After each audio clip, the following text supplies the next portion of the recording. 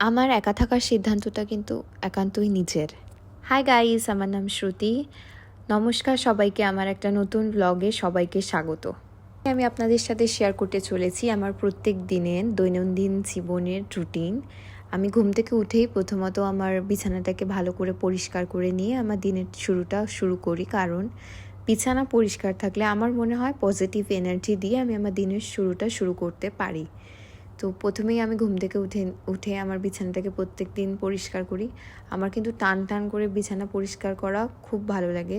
আর 3 দিন অন্তর আমি আমার বিছানার চাদরও চেঞ্জ করে থাকি।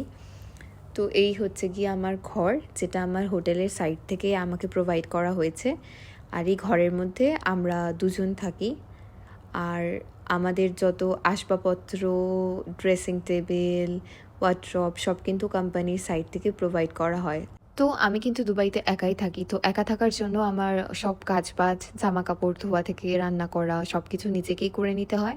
আর 9 থেকে 10 ঘন্টা ডিউটি আওয়ার্স কিন্তু নিজেকেই ম্যানেজ করে সব কিছু ঘরের কাজ করে, ঘর পরিষ্কার রেখে সব কিছু করে আমাকে নিজেকেই হ্যান্ডেল করতে হয়।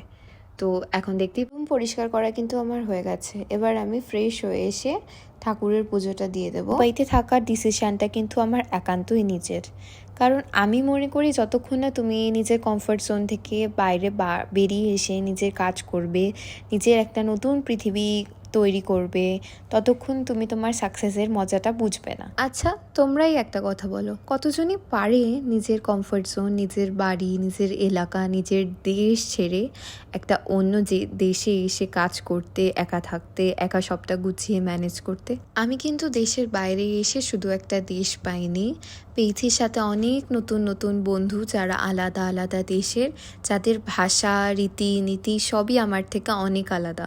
দুটো মিলিনি, তো তাই জন্য আমি সকালে একবার খাবার বানাই আর সন্ধেবেলা একবার খাবার বানাই, কারণ আজকে আমার ছুটি।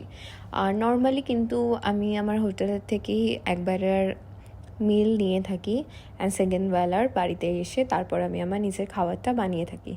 তো কালকের লেফট ওভার ডাল ছিল, কালকে আমি বানিয়েছিলাম ছোলার ডাল। তো আজকে সকালে আমি সেই ছোলার ডালটাকেই গরম করে নেব। আর ছোলার ডালের সঙ্গে আমি কিন্তু বানাবো 2-3টে রুটি। তো আমি প্রথমেই ছোলার ডালটাকে অল্প জল দিয়ে গ্যাসটা আমি অন করে গরম করতে দিয়ে দিয়েছি। আর তার পাশেই আমি বানিয়ে নেব আমার রুটি।